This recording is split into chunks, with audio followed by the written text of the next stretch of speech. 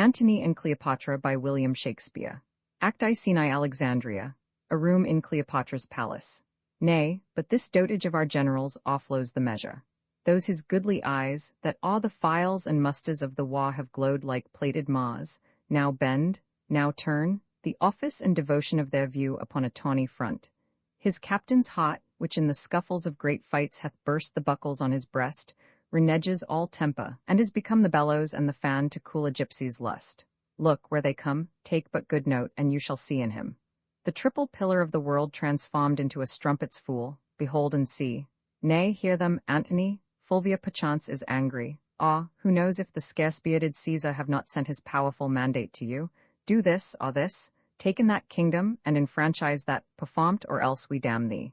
Perchance, nay, and most like, you must not stay here longer, your dismission is come from Caesar, therefore hear it, Antony. Where's Fulvia's process? Caesar's I would say. Both, call in the messengers. As I am Egypt's queen thou blushest, Antony, and that blood of thine is Caesar's homager. Else so thy cheek pays shame when shrill-tongued Fulvia scolds. The messengers, let Rome in Tiber melt, and the wide arch of the ranged empire fall. Here is my space. Kingdoms a clay, our dungy earth alike feeds beast as man. The nobleness of life is to do thus, when such a mutual pair embracing. And such a twain can dot, in which I bind, on pain of punishment, the world to weet we stand up peerless. Excellent falsehood! Why did he marry Fulvia and not love her? I'll seem the fool I am not. Antony will be himself, but stirred by Cleopatra. Now, for the love of love and her soft hours, let's not confound the time with conference harsh. There's not a minute of our lives should stretch without some pleasure now. What spot tonight? Fie, wrangling queen, whom everything becomes to chide, to laugh, to weep, whose every passion fully strives to make itself in thee, fair and admired. No messenger but thine, and all alone tonight will wander through the streets and note the qualities of people. Come, my queen, last night you did desire it, speak not to us. Exeunt Antony and Cleopatra with their train. Sir, sometimes when he is not Antony, he comes too short of that great property which still should go with Antony.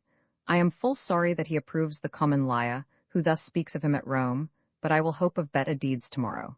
Rest you happy, exeunt. Scene room into the same, another room. In nature's infinite book of secrecy a little I can read. Bring in the banquet quickly, wine enough Cleopatra's health to drink. You have seen and proved a fairer form of fortune than that which is to approach. If every of your wishes had a womb, and fertile every wish a million, he was disposed to mirth, but on the sudden a Roman thought hath struck him. In nobabis, I but soon that war had end, and the time state made friends of them, joining their foss gainst Caesar, whose better issue in the war from Italy, upon the first encounter, drave them. When it concerns the fool or coward, on things that are past are done with me. 'Tis thus, who tells me true, though in his tale lie death, I hear him as he flattered. Labienus, this is stiff news, hath with his Parthian foss extended Asia from Euphrates, his conquering banner shook from Syria to Lydia and to Ionia. Whilst speak to me home, mince not the general tongue, name Cleopatra as she is called in Rome. Rail thou in Fulvia's phrase, and taunt my faults with such full license as both truth and malice have power to utter. Oh, then we bring forth weeds when our quick minds lie still, and our ills told us is as our earring. Fare thee well awhile. Let him appear. These strong Egyptian fetters I must break, or lose myself in dotage. In Sicyon, her length of sickness, with what else more serious importeth thee to know, this bears, gives a letter, forbear me, exit second messenger. There's a great spirit gone, thus did I desire it, what our contempt doth often hurl from us, we wish it ours again. The present pleasure, by revolution lowering, does become the opposite of itself. She's good, being gone, the hand could pluck her back that shoved her on. I must from this enchanting queen break off 10,000 harms, more than the ills I know, my idleness doth hatch. How now? In nobabis? The business she hath broached in the state cannot endure my absence. No more light answers. Let our officers have notice what we purpose.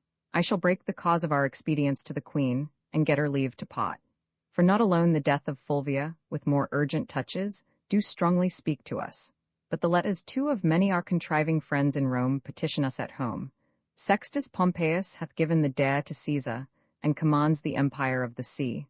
Our slippery people, whose love is never linked to the deserver till his deserts are past, begin to throw Pompey the Great and all his dignities upon his son, who, high in name and power, higher than both in blood and life, stands up for the main soldier, whose quality, going on, the sides o' the world may danger.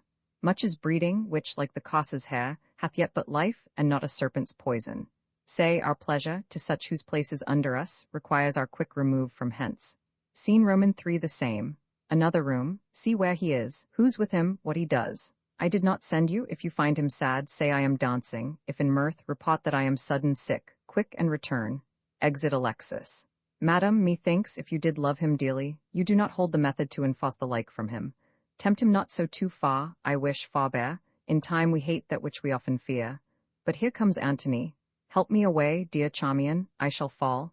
It cannot be thus long. The sides of nature will not sustain it. I know, by that same eye, there's some good news. What says the married woman? You may go. Would she had never given you leave to come. Let her not say 'tis I that keep you here. I have no power upon you, hers you are. Oh, never was there queen so mightily betrayed. Yet at the first I saw the treasons planted. Why should I think you can be mine and true, though you in swearing shake the throned gods who have been false to Fulvia? Riotous madness, to be entangled with those mouth-made vows, which break themselves in swearing? Nay, pray you, seek no colour for your going, but bid farewell, and go. When you sued staying, then was the time for words. No going then. Eternity was in our lips and eyes, bliss in our brows bent, none our pots so poor, but was a race of heaven. They are so still, ah thou, the greatest soldier of the world, art turned the greatest liar. I would I had thy inches. Thou shouldst know there were a hot in Egypt. Hear me, queen, the strong necessity of time commands our services a while, but my full heart remains in use with you. Our Italy shines all with civil sods. Sextus Pompeius makes his approaches to the pot of Rome. Equality of two domestic powers breeds scrupulous faction. The hated, grown to strength, are newly grown to love. The condemned Pompey, rich in his father's honor, creeps apace into the hearts of such as have not thrived upon the present state, whose numbers threaten, and quietness, grown sick of rest, would purge by any desperate change. My more particular, and that which most with you should safe my going, is Fulvia's death. Though age from folly could not give me freedom, it does from childishness. Can Fulvia die? She's dead, my queen, look here, and at thy sovereign leisure read the garboils she awaked. At the last, best, see when and where she died. O most false love, where be the sacred vials thou shouldst fill with sorrowful water? Now I see in Fulvia's death how mine received shall be. Quarrel no more, but be prepared to know the purposes I bear, which are, cease as you shall give the advice. By the fire that quickens Nilus' slime, I go from hence thy soldier, servant, making peace or war as thou affect'st. Cut my lace, Charmian, come, but let it be. I am quickly ill, and well, so Antony loves. My precious queen, forbear, and give true evidence to his love which stands an honourable trial. So Fulvia told me. I prithee, turn aside and weep for her, then bid adieu to me and say the tears belong to Egypt. Good now, play one scene of excellent dissembling, and let it look life perfect honour. And Target. Still he mends, but this is not the best. Look, prithee, Charmian, how this Herculean Roman does become the carriage of his chafe. Courteous laud, one word. Sir, you and I must part, but that's not it, sir. You and I have loved, but there's not it, that you know well. Something it is I would, oh, my oblivion is a very Antony, and I am all forgotten. But that your royalty holds idleness your subject, I should take you for idleness itself. 'Tis sweating labour to bear such idleness so near the heart as Cleopatra this. But, sir, forgive me, since my becomings kill me, when they do not eye well to you. Your honour calls you hence. Therefore be deaf to my unpitied folly, and all the gods go with you. Upon your sod sit laurel victory, and smooth success be strewed before your feet. Let us go. Come, our separation so abides and flies that thou, residing here, gost yet with me, and I, hence fleeting, here remain with thee. Away, exeunt, scene Roman for Rome. Caesar's house. You may see Lepidus and henceforth know. It is not Caesar's natural vice to hate our great competitor. From Alexandria this is the news. He fishes, drinks, and wastes the lamps of night in revel. Is not more manlike than Cleopatra, nor the queen of Ptolemy more womanly than he. Hardly gave audience, or vouchsafed to think he had partners.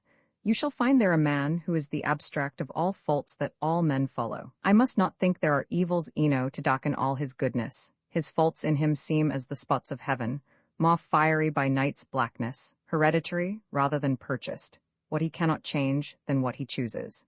You are too indulgent.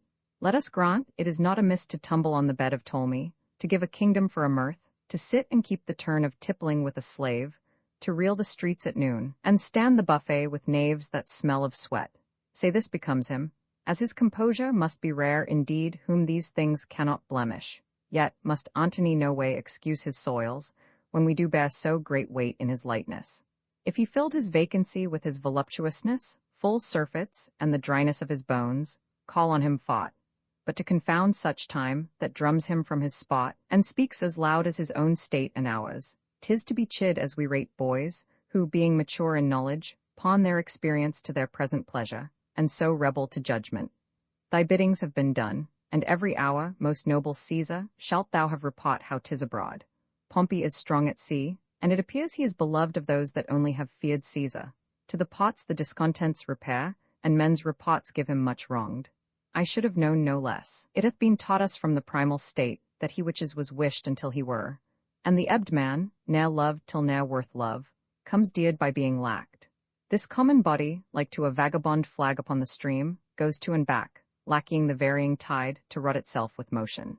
Caesar, I bring thee word, Menocrates and Minas, famous pirates, make the sea serve them, which they ear and wound with keels of every kind. Many hot inroads they make in Italy. The bottas maritime lack blood to think on't, and flush youth revolt. No vessel can peep forth, but 'tis as soon taken as seen, for Pompey's name strikes more than could his war resisted. Antony, leave thy lascivious wassails. When thou once wast beaten from Modena, where thou slewst Hirtius and Pansa, consuls, at thy heel did famine follow, whom thou fought'st against, though daintily brought up, with patience more than savages could suffer. Thou didst drink the stale of hosses, and the gilded puddle which beasts would cough at. Thy palate then did deign the roughest berry on the rudest hedge. Yea, like the stag, when snow the pasture sheets, the box of trees thou browsedst. On the Alps it is reported thou didst eat strange flesh, which some did die to look on. And all this, it wounds thine honour that I speak it now, was bond so like a soldier, that thy cheek so much as lanked not. Let his shames quickly drive him to Rome. 'Tis time we twain did show ourselves I the field, and to that end assemble we immediate counsel. Pompey thrives in our idleness. Tomorrow, Caesar, I shall be furnished to inform you rightly both what by sea and land I can be able to front this present time, till which encounter it is my business too. Farewell. Farewell, my lord. What you shall know meantime of stirs abroad, I shall beseech you, sir, to let me be partaker. Doubt not, sir, I knew it from my bond. Exeunt, scene v. Alexandria, Cleopatra's palace. Ha ha, give me to drink mandragora, that I might sleep out this great gap of time my Antony is away. Not now to hear thee sing, I take no pleasure in aught an eunuch has. 'Tis well for thee that, being unseminad, thy freer thoughts may not fly forth of Egypt. Haste thou affections? Not indeed, madam, for I can do nothing but what indeed is honest to be done. Yet have I fierce affections, and think what Venus did with Mars. O Charmian, where think'st thou he is now? Stands he or sits he? Or does he walk? Or is he on his hoss? O happy hoss to bear the weight of Antony? Do bravely, hoss, for what's thou whom thou movest? The demi-atlas of this earth, the arm and burgonet of men. He's speaking now, or murmuring, where's my serpent of old Nile? For so he calls me. Now I feed myself with most delicious poison. Think on me, that am with Phoebus amorous pinches black, and wrinkled deep in time. Broad-fronted Caesar, when thou wast here above the ground, I was a morsel for a monarch. And great Pompey would stand and make his eyes grow in my brow. There would he anchor his aspect and die with looking on his life. How much unlike art thou, mock Antony?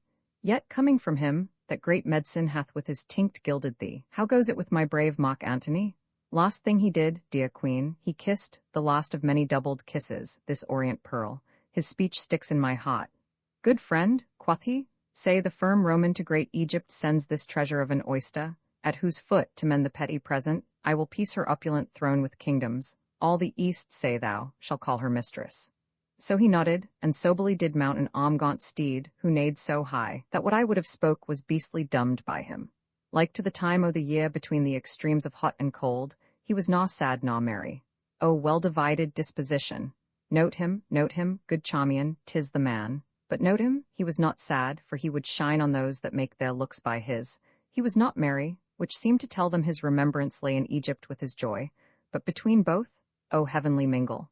Best thou sad or merry, the violence of either thee becomes, so does it no man else. Metst thou my posts? Ay, madam, 20 several messengers. Why do you send so thick? Whose bond that day when I forget to send to Antony shall die a beggar. Ink and paper, Charmian. Welcome, my good Alexis. Did I, Charmian, ever love Caesar so? Be choked with such another emphasis? Say, the brave Antony. By Isis, I will give thee bloody teeth, if thou with Caesar Peregrine again, my man of men. By your most gracious pardon, I sing but after you. My salad days, when I was green in judgment, cold in blood, to say as I said then. But come away, get me ink and paper, he shall have every day a several greeting, or I'll unpeople Egypt. Exeunt. Antony and Cleopatra by William Shakespeare. Uncopyright. May you do good and not evil. May you find forgiveness for yourself and forgive others. May you share freely, never taking more than you give. Copyright pages exist to tell you that you can't do something. Unlike them, this uncopyright page exists to tell you that the writing and artwork in this ebook are believed to be in the United States public domain. That is, they are believed to be free of copyright restrictions in the United States. The United States public domain represents our collective cultural heritage, and items in it are free for anyone in the United States to do almost anything at all with, without having to get permission. Copyright laws are different all over the world, and the source text or artwork in this ebook may still be copyrighted in other countries. If you're not located in the United States, you must check your local laws before using this ebook. Standard ebooks makes no representations regarding the copyright status of the source text or artwork in this ebook in any country other than the United States. Non-authorship activities performed on items that are in the public domain, so-called sweat of the brow work, don't create a new copyright.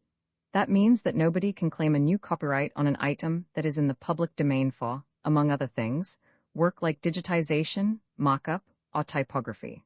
Regardless, the contributors to this ebook release their contributions under the terms in the CC 01.0 Universal Public Domain dedication, thus dedicating to the worldwide public domain all of the work they've done on this ebook, including but not limited to metadata, the title page, imprint, colophon, this uncopyright, and any changes or enhancements to, or mock-up on, the original text and artwork. This dedication doesn't change the copyright status of the source text or artwork. We make this dedication in the interest of enriching our global cultural heritage, to promote free and libre culture around the world, and to give back to the unrestricted culture that has given all of us so much. Table of Contents. Landmarks. Act Roman 2. Sinai Messina. Pompey's house. If the great gods be just, they shall assist the deeds of justest men. Know, worthy Pompey, that what they do delay, they not deny. Whiles we are suitors to their throne, decays the thing we sue for. We, ignorant of ourselves, beg often our own harms, which the wise powers deny us for our good, so find we profit by losing of our prayers. I shall do well, the people love me, and the sea is mine, my powers are crescent, and my auguring hope says it will come to the full.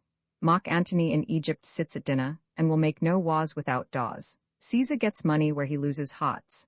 Lepidus flatters both, of both is flattered, but he neither loves nor either cares for him. Caesar and Lepidus are in the field, a mighty strength they carry. He dreams, I know they are in Rome together, looking for Antony, but all the charms of love, salt Cleopatra, soften thy waned lip. Let witchcraft join with beauty, lust with both. Tie up the libertine in a field of feasts, keep his brain fuming. Epicurean cooks sharpen with cloyless sauce his appetite, that sleep and feeding may prorogue his honor even till a leathed dullness?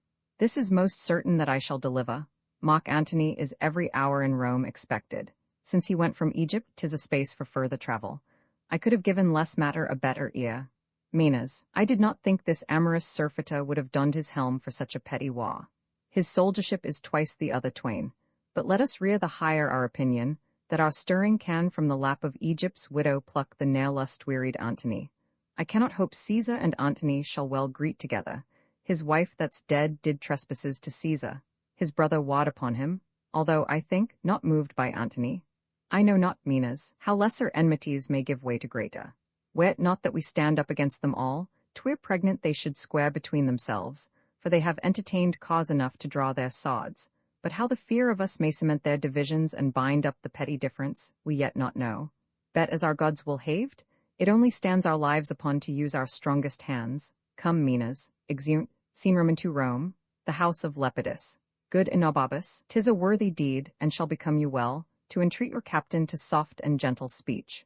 I shall entreat him to answer like himself. If Caesar move him, let Antony look over Caesar's head and speak as loud as Mars. By Jupiter, were I the wearer of Antonius' beard, I would not shave today. 'Tis not a time for private stomaching. Every time serves for the matter that is then born in't. Your speech is passion, But pray you, stir no embers up. Here comes the noble Antony. If we compose well here, to Parthia, hoc, Ventidius. I do not know, Mecinas, ask Agrippa. Noble friends, that which combined us was most great, and let not a leaner action rend us. What's amiss, may it be gently heard. When we debate our trivial difference loud, we do commit murder in healing wounds. Then, noble partners, the rather, for I earnestly beseech, touch you the sourest points with sweetest terms, nor cursedness grow to the matter. 'Tis spoken well. Were we before our armies, and to fight, I should do thus. Flourish, I learn, you take things ill which are not so, all being, concern you not. I must be laughed at if, for nothing or a little, I should say myself offended, and with you chiefly I the world. More laughed at that I should once name you derogately, when to sound your name it not concerned me. My being in Egypt, Caesar, what was to you? No more than my residing here at Rome might be to you in Egypt. Yet, if you there did practice on my state, your being in Egypt might be my question. You may be pleased to catch at mine intent by what did here befall me. Your wife and brother made wars upon me, and their contestation was theme for you. You were the word of war. You do mistake your business. My brother never did urge me in his act. I did inquire it, and have my learning from some true reports that drew their swords with you. Did he not rather discredit my authority with yours, and make the wars alike against my stomach, having alike your cause? Of this my letters before did satisfy you.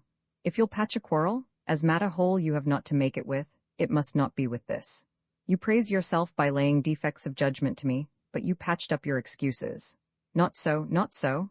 I know you could not lack, I am certain on't, very necessity of this thought, that I, your partner in the cause gainst which he fought, could not with graceful eyes attend those wars which fronted mine own peace. As for my wife, I would you had her spirit in such another. The third o' the world is yours, which with a snaffle you may pace easy, but not such a wife. So much uncurbable, her garboils, Caesar, made out of her impatience, which not wanted shrewdness of policy too, I grieving grant did you too much disquiet. For that you must but say, I could not help it. I wrote to you when rioting in Alexandria. You did pocket up my letters, and with taunts did jibe my missive out of audience. Sir, he fell upon me ere admitted. Then 3 kings I had newly feasted, and did want of what I was I the morning. But next day I told him of myself, which was as much as to have asked him pardon. Let this fellow be nothing of our strife. If we contend, out of our question wipe him. You have broken the article of your oath, which you shall never have tongue to charge me with. No, Lepidus, let him speak. The honor is sacred which he talks on now, supposing that I lacked it. But on, Caesar, the article of my oath. To lend me alms and aid when I required them, the which you both denied. Neglected, rather, and then when poisoned hours had bound me up from mine own knowledge. As nearly as I may, I'll play the penitent to you, but mine honesty shall not make poor my greatness, nor my power work without it. Truth is that Fulvia, to have me out of Egypt, made wars here, for which myself, the ignorant motive, do so far ask pardon as befits mine honor to stoop in such a case. If it might please you, to enforce no further the griefs between ye, to forget them quite were to remember that the present need speaks to atone you. I do not much dislike the matter, but the manner of his speech. Fought cannot be we shall remain in friendship, our conditions so differing in their acts. Yet if I knew what hoop should hold us stanch, from edge to edge o' the world I would pursue it. Thou hast a sister by the mother's side, admired Octavia. Great mock Antony is now a widower.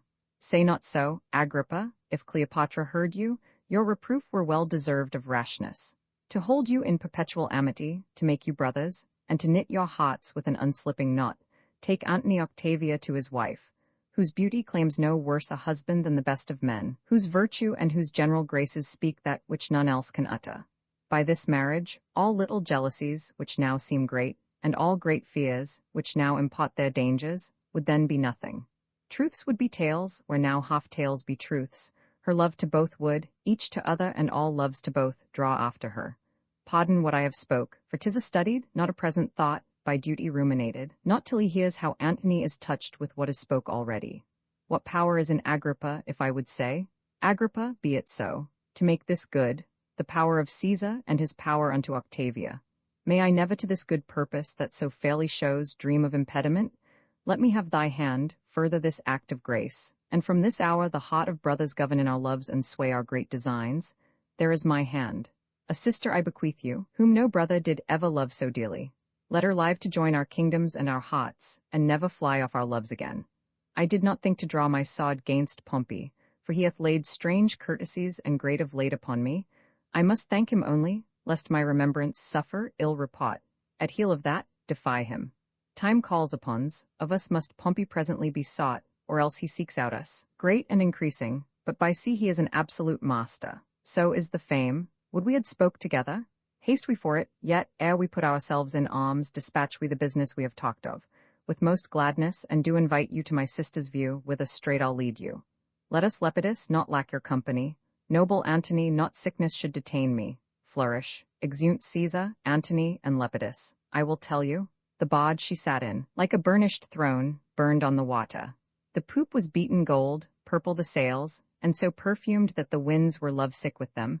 The oars were silver, which to the tune of flutes kept stroke, and made the water which they beat to follow faster, as amorous of their strokes. For her own person, it beggared all description. She did lie in her pavilion, cloth of gold of tissue, picturing that Venus where we see the fancy outwork nature. On each side her stood pretty dimpled boys, like smiling cupids, with divers-colored fans, whose wind did seem to glow the delicate cheeks which they did cool, and what they undid did. Her gentlewomen, like the Nereids, so many mermaids, tended her eye the eyes, and made their bends adornings. At the helm a seeming mermaid steers, the silken tackle swell with the touches of those flower-soft hands that yearly frame the office.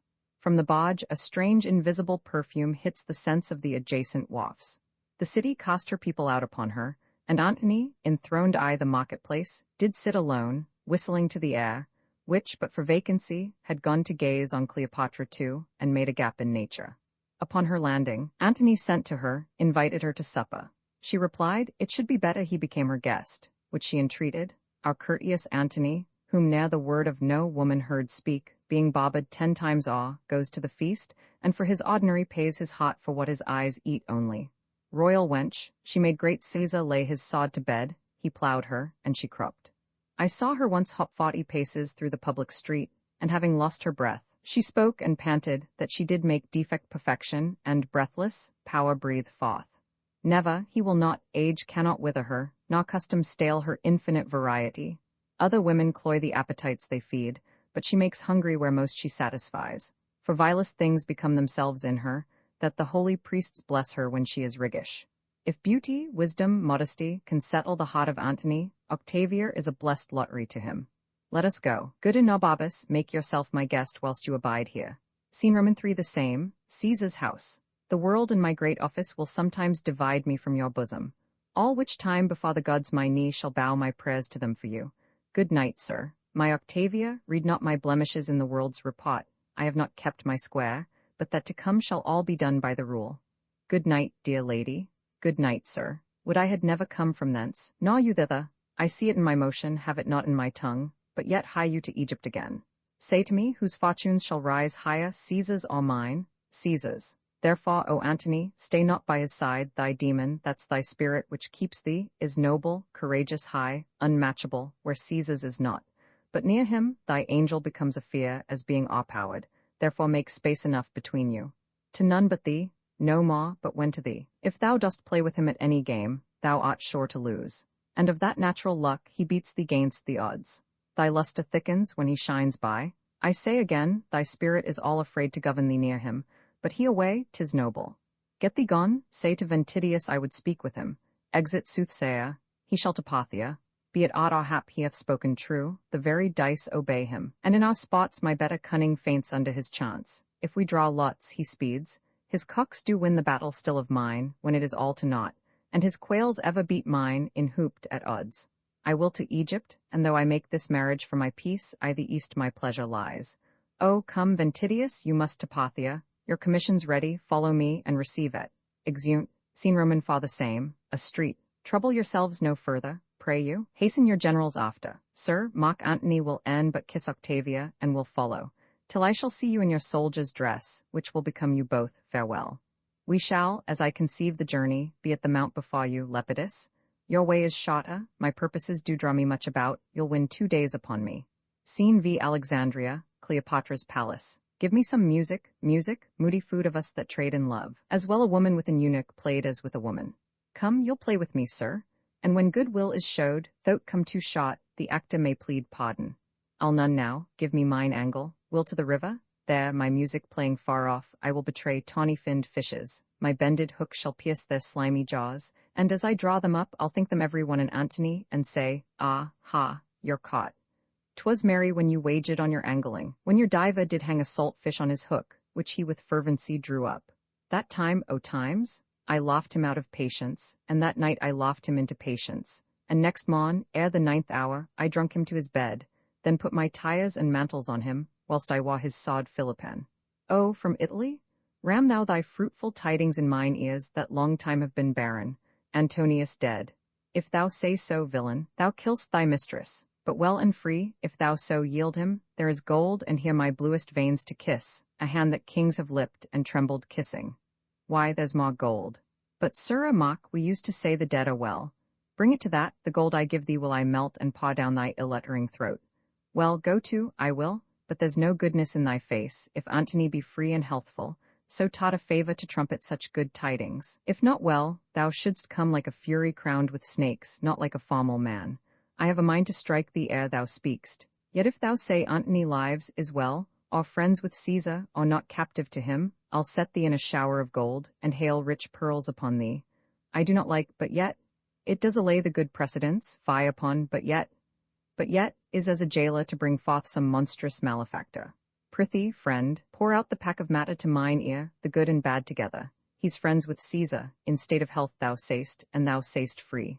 Free, madam? No, I made no such report, he's bound unto Octavia. What say you? Hence strikes him again. Horrible villain! Or I'll spurn thine eyes like balls before me, I'll unhair thy head. She hails him up and down. Thou shalt be whipped with wire, and stewed in brine, smarting in lingering pickle. Gracious madam, I that do bring the news made not the match. Say 'tis not so, a province I will give thee, and make thy fortunes proud. The blow thou hadst shall make thy peace for moving me to rage, and I will boot thee with what gift beside thy modesty can beg. Nay, then I'll run. What mean you, madam? I have made no fault. Exit. Good madam, keep yourself within yourself, the man is innocent. Some innocents scape not the thunderbolt.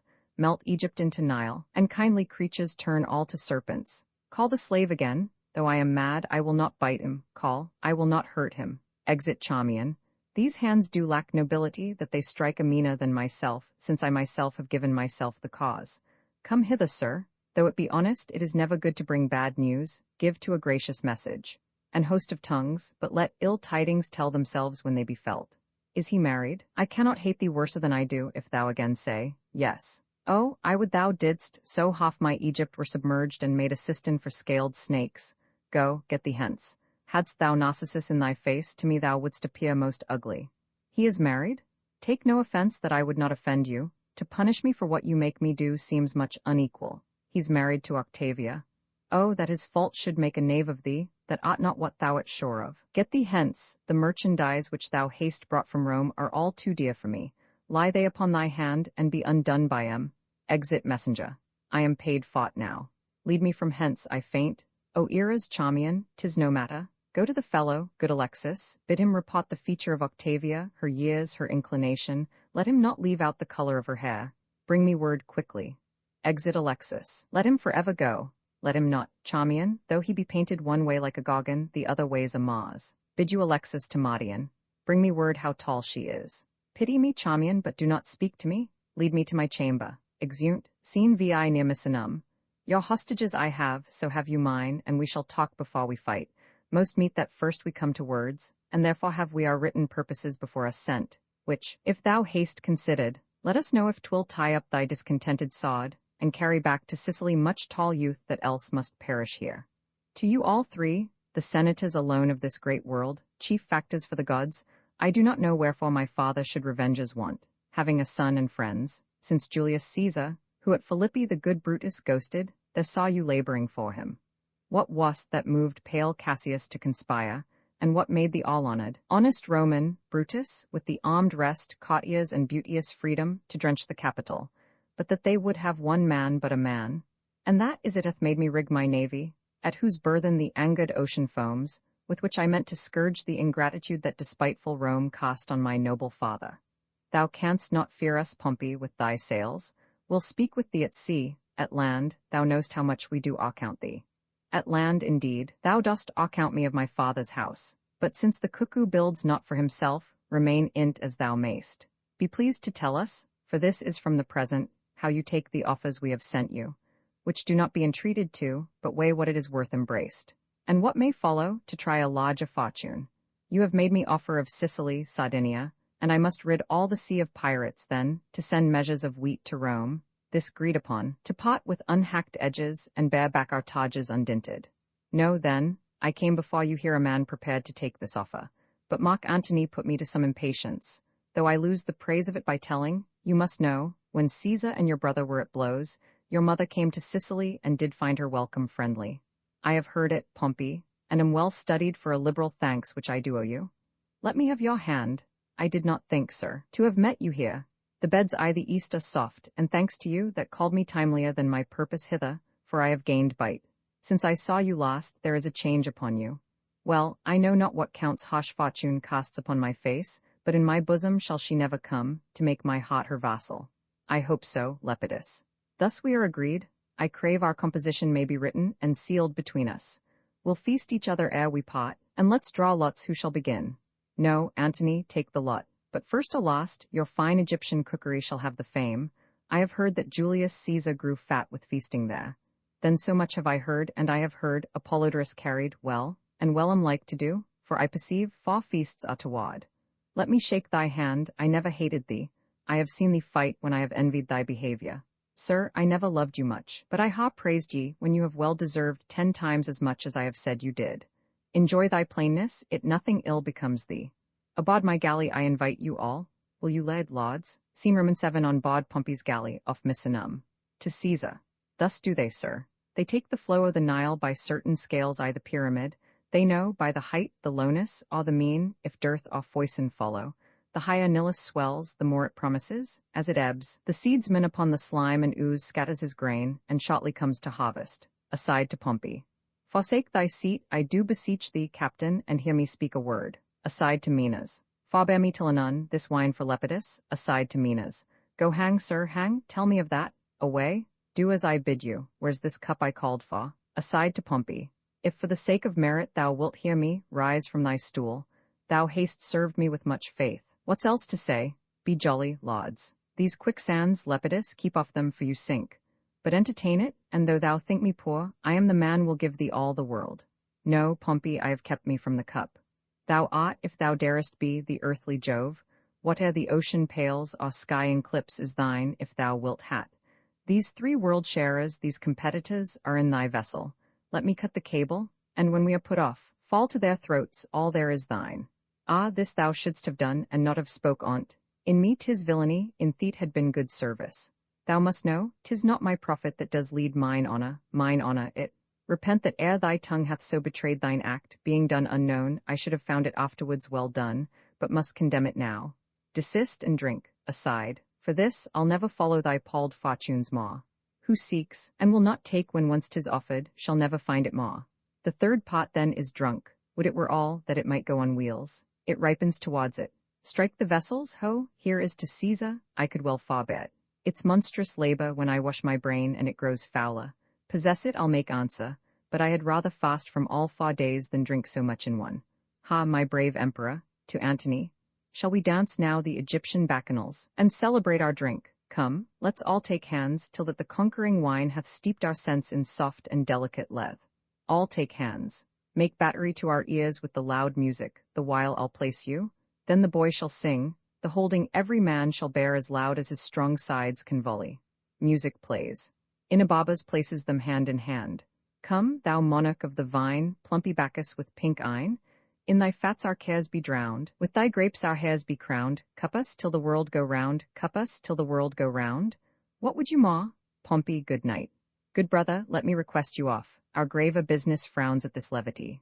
Gentle lauds, let's pot. You see we have burnt our cheeks. Strong Inobob is weaker than the wine, and mine own tongue splits what it speaks. The wild disguise hath almost anticked us all. What needs more words? Good night. Good Antony, your hand. Oh, Antony, you have my father's house. But what? We are friends. Come down into the boat. Take heed you fall not. Exeunt all but Inababas and Minas. Minas, I'll not on Shaw. No, to my cabin. These drums, these trumpets, flutes. What? Let Neptune hear we bid a loud farewell to these great fellows. Sound and be hanged, sound out, sound a flourish with drums. Act Roman 3 Scene I a plain in Syria. Now, dotting Parthia, art thou struck, and now pleased fortune does of Marcus Crassus' death make me revenger. Bear the king's son's body before our army. Thy Pacorus, Orodes, pays this for Marcus Crassus. Noble Ventidius, whilst yet with Parthian blood thy sword is warm, the fugitive Parthians follow, spur through Media, Mesopotamia, and the shelters whither the routed fly. So thy grand captain Antony shall set thee on triumphant chariots and put garlands on thy head. O Silius, Silius, I have done enough. A lower place, note well, may make too great an act, for learn this, Silius, better to leave undone, than by our deed acquire too high a fame when him we serves away. Caesar and Antony have ever one more in their officer than person. Sosius, one of my place in Syria, his lieutenant, for quick accumulation of renown, which he achieved by the minute, lost his favor. Who does either was more than his captain can becomes his captain's captain, and ambition, the soldier's virtue, rather makes choice of loss than gain which darkens him. I could do more to do Antonius good, but 'twould offend him, and in his offense should my performance perish. Thou haste, Ventidius, that without the which a soldier, and his sword, grants scarce distinction. Thou wilt write to Antony, I'll humbly signify what in his name, that magical word of war, we have effected. How, with his banners and his well-paid ranks, the ne'er yet beaten horse of Parthia we have jaded out o' the field, he purposed to Athens, whither, with what haste the weight we must convey which will permit, we shall appear before him. On there, pass along, exeunt, scene Roman to Rome, an antechamber in Caesar's house. They have dispatched with Pompey, he is gone, the other three are sealing. Octavia weeps to part from Rome, Caesar is sad, and Lepidus, since Pompey's feast, as Minas says, is troubled with the green sickness. But he loves Caesar best, yet he loves Antony. Ho, hots, tongues, figures, scribes, bawds, poets cannot think, speak, cast, write, sing, number, ho, his love to Antony. But as for Caesar, kneel down, and wonder. They are his shards, and he their beetle. Trumpets within. So this is to Hos. Adieu, noble Agrippa. You take from me a great part of myself. Use me well in't. Sister, prove such a wife as my thoughts make thee, and as my farthest band shall pass on thy approof. Most noble Antony, let not the piece of virtue, which is set betwixt us as the cement of our love, to keep it builded, be the ram to batter the fortress of it. For better might we have loved without this mean, if on both parts this be not cherished. Make me not offended in your distrust. You shall not find, though you be therein curious, the least cause for what you seem to fear. So the gods keep you, and make the hots of Romans serve your ends. We will here part. Farewell, my dearest sister, fare thee well. The elements be kind to thee, and make thy spirits all of comfort. Fare thee well. The April's in her eyes. It is love's spring, and these the showers to bring it on. Be cheerful. Her tongue will not obey her heart, nor can her heart inform her tongue, the swan's down feather, that stands upon the swell at full of tide, and neither way inclines. Aside to Agrippa. He were the worse for that, were he a hoss, so is he being a man. Aside to Inobabus. Why, Inobabus, when Antony found Julius Caesar dead, he cried almost to roaring, and he wept when at Philippi he found Brutus slain. Aside to Agrippa. That year indeed he was troubled with a rheum. What willingly he did confound he wailed, believe it, till I wept too. No, sweet Octavia, you shall hear from me still. The time shall not outgo my thinking on you.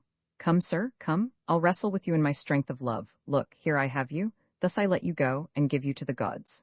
Let all the number of the stars give light to thy fair way. Scene Roman 3 Alexandria, Cleopatra's palace. Good Majesty, Herod of Jury dare not look upon you, but when you are well pleased, that Herod's head I'll have. But how, when Antony is gone through whom I might command it? Come thou near. Madam, in Rome, I looked her in the face, and saw her led between her brother and mock Antony. I think so, Charmian, dull of tongue and dwarfish? What majesty is in her gait? Remember, if e'er thou look'st on majesty. She creeps, her motion and her station are as one. She shows a body rather than a life, a statue than a breather. 3 in Egypt cannot make better note. He's very knowing, I do perceive it.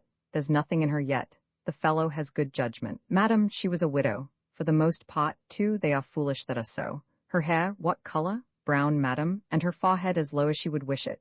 There's gold for thee. Thou must not take my former sharpness ill. I will employ thee back again. I find thee most fit for business. Go make thee ready. Our letters are prepared.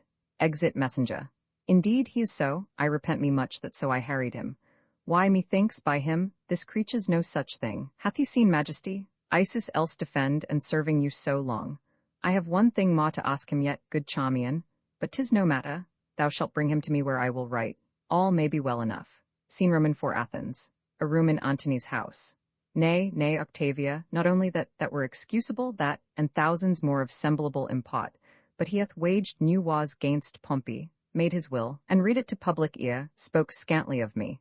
When perforce he could not but pay me terms of honour, cold and sickly he vented them, most narrow measure lent me, when the best hint was given him, he not tooked, or did it from his teeth.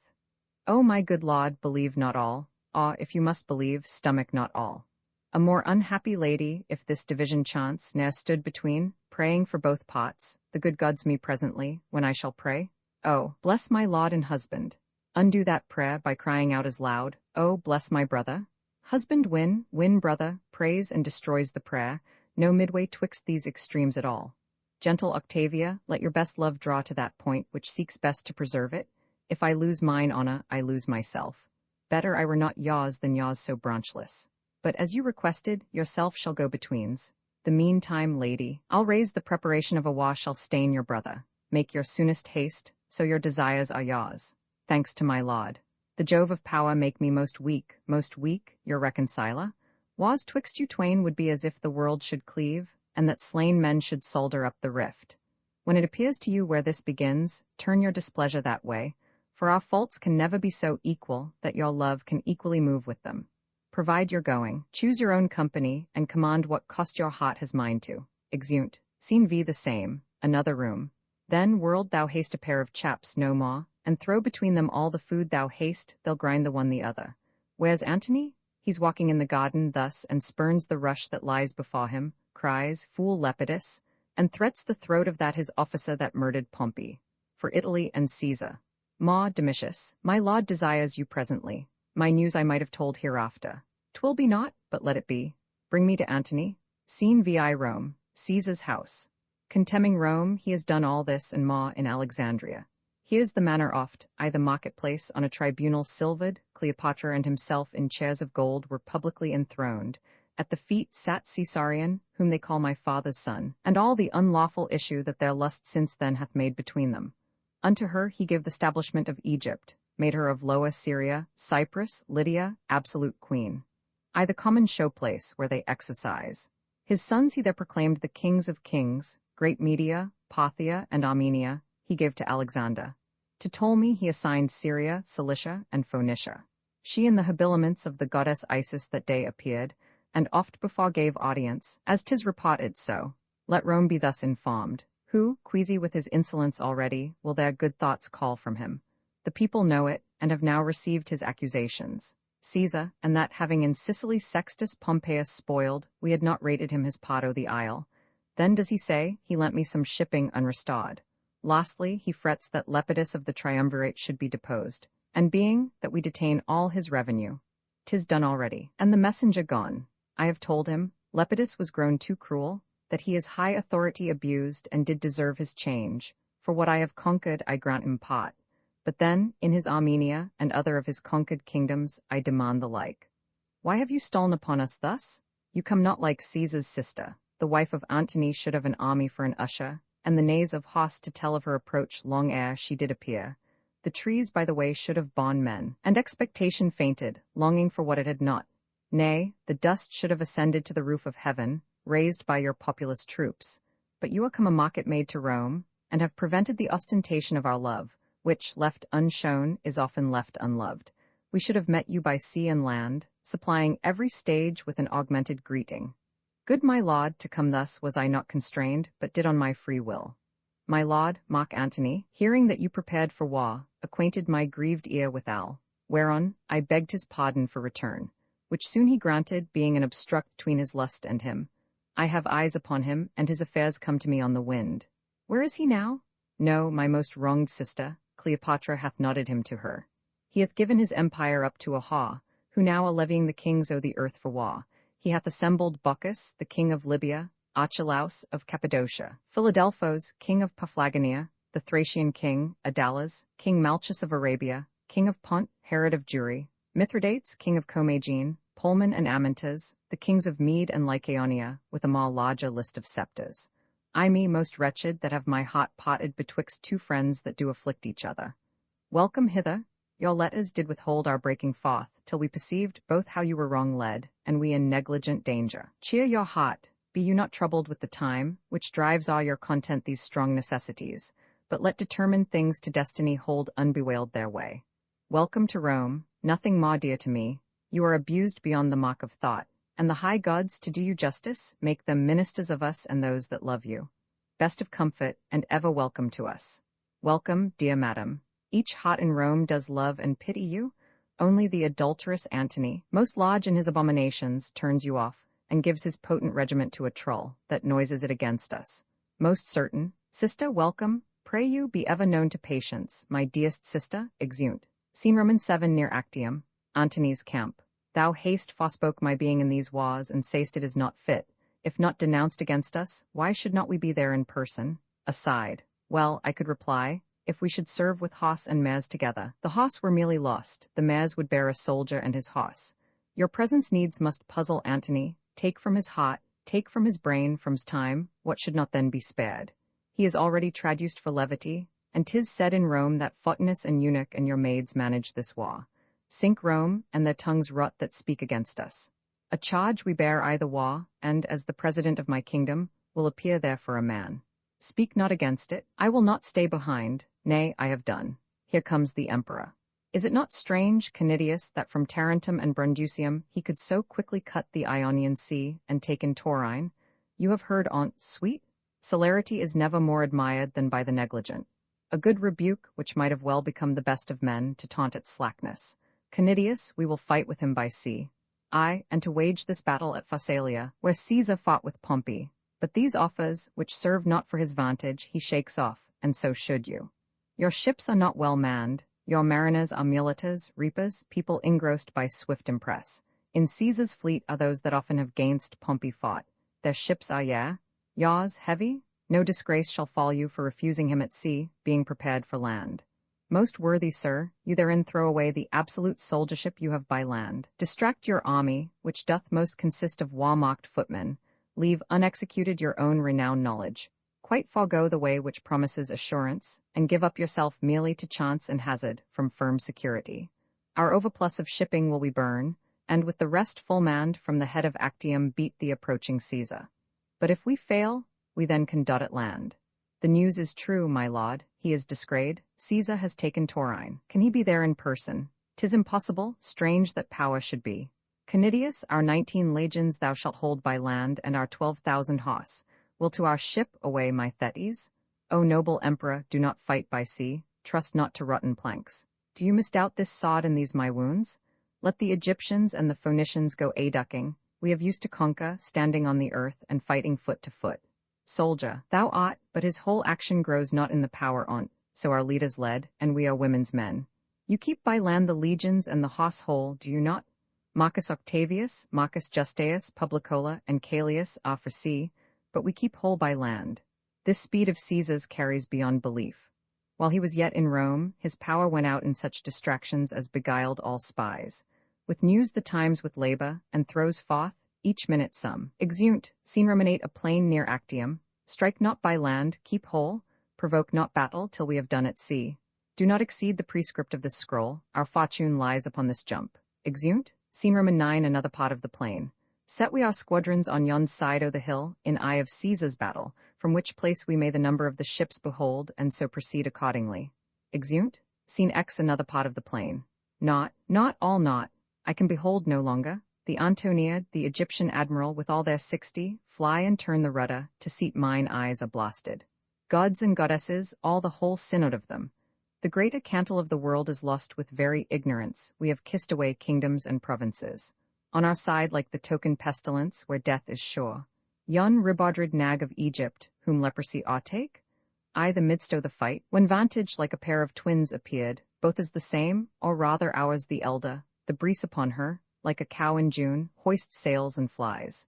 That I beheld, mine eyes did sicken at the sight, and could not endure a further view. She once being loofed, the noble ruin of her magic, Antony, claps on his sea wing, and like a doting mallard, leaving the fight in height, flies after her. I never saw an action of such shame, experience, manhood, honor, ne'er before did violate so itself. Our fortune on the sea is out of breath, and sinks most lamentably. Had our general been what he knew himself, it had gone well. Oh, he has given example for our flight most grossly by his own? Ay, are you thereabouts? Why then, good night indeed. 'Tis easy taught, and there I will attend what further comes. To Caesar will I render my legions and my hoss. 6 kings already show me the way of yielding. I'll yet follow the wounded chance of Antony, though my reason sits in the wind against me. Exeunt. Scene Roman 11 Alexandria, Cleopatra's palace. Hark, the land bids me tread no more upon't. It is a shame to bear me. Friends, come hither. I am so lated in the world that I have lost my way forever. I have a ship laden with gold. Take that, divide it, fly, and make your peace with Caesar. I have fled myself, and have instructed cowards to run and show their shoulders. Friends, be gone. I have myself resolved upon a cause which has no need of you. Be gone, my treasures in the harbour, take it. Oh, I followed that I blush to look upon.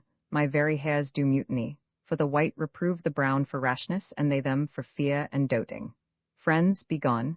You shall have letters from me to some friends that will sweep your way for you. Pray you, look not sad, nor make replies of loathness. Take the hint which my despair proclaims. Let that be left which leaves itself. To the seaside straightway. I will possess you of that ship and treasure. Leave me, I pray, a little. Pray you now? Nay, do so. For indeed I have lost command, therefore I pray you. I'll see you by and by. Sits down. Yes, my lord, yes. He at Philippi kept his sod end like a dancer, while I struck the lean and wrinkled Cassius, and 'twas I that the mad Brutus ended.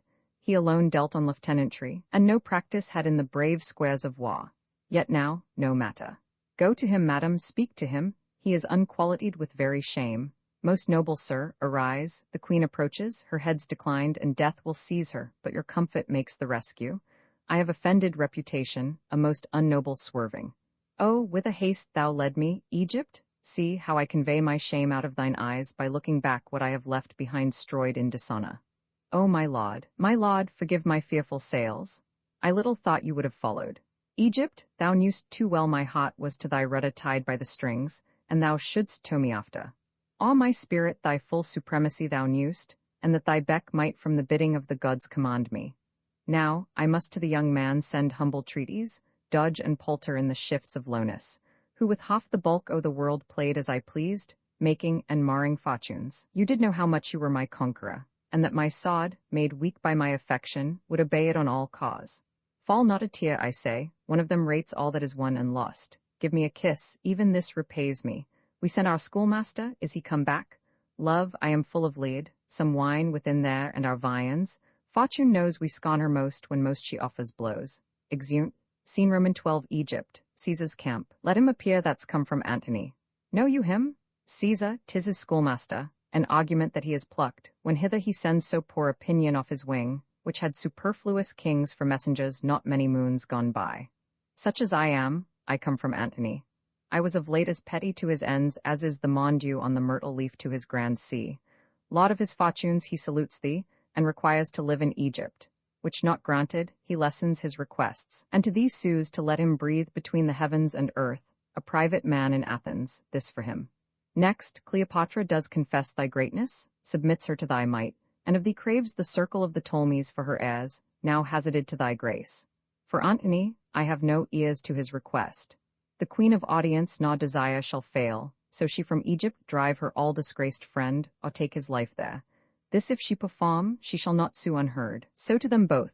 Bring him through the bands, exit Euphronius, to Thyreus. To try thy eloquence now 'tis time. Dispatch from Antony win Cleopatra, promise and in our name what she requires.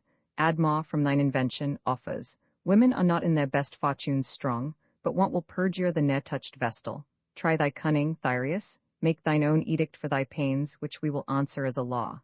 Observe how Antony becomes his flaw, and what thou thinkst his very action speaks in every power that moves. Scene Roman 13 Alexandria, Cleopatra's palace. Antony only, that would make his will laud of his reason. What though you fled from that great face of war, whose several ranges frighted each other? Why should he follow? The itch of his affection should not then have nicked his captainship.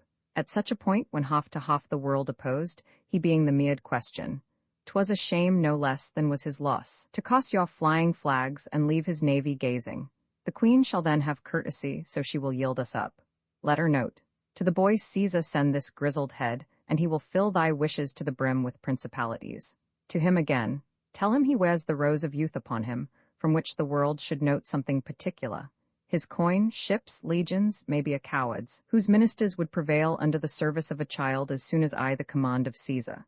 I dare him therefore to lay his gay comparisons apart, and answer me declined, sod against sod, ourselves alone. I'll write it, follow me. Exeunt Antony and Euphronius.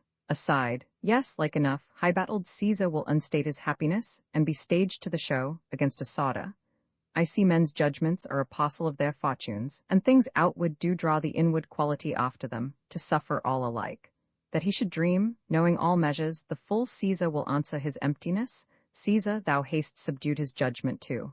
What no more ceremony, see my women, against the blown rose may they stop their nose that kneeled unto the buds. Admit him, sir. Exit attendant. Aside, mine honesty and I begin to square. The loyalty well held to fools does make our faith mere folly. Yet he that can endure to follow with allegiance a fallen laud does conquer him that did his master conquer, and earns a place I the story. He needs as many, sir, as Caesar has, or needs not us. If Caesar please, our master will leap to be his friend. For us, you know whose he is we are, and that is Caesar's. So, thus then, thou most renowned, Caesar entreats not to consider in what case thou standst, further than he is Caesar. He knows that you embrace not Antony as you did love, but as you feared him. The scars upon your honor, therefore, he does pity as constrained blemishes, not as deserved. He is a god, and knows what is most right. Mine honor was not yielded, but conquered merely. Aside, to be sure of that, I will ask Antony. Sir, thou art so leaky that we must leave thee to thy sinking, for thy dearest quit thee. Exit. Shall I say to Caesar what you require of him? For he partly begs to be desired to give. It much would please him, that of his fortunes you should make a staff to lean upon. But it would warm his spirits, to hear from me you had left Antony, and put yourself under his shroud, the universal landlord. Most kind messenger, say to great Caesar this. In deputation I kiss his conquering hand, tell him, I am prompt to lay my crown at's feet, and there to kneel tell him, from his all-obeying breath I hear the doom of Egypt. 'Tis your noblest cause. Wisdom and fortune combating together, if that the farmer dare but what it can, no chance may shake it. Give me grace to lay my duty on your hand. Your Caesar's father oft, when he hath mused of taking kingdoms in, bestowed his lips on that unworthy place as it rained kisses. Favors, by Jove that thunders? What art thou, fellow?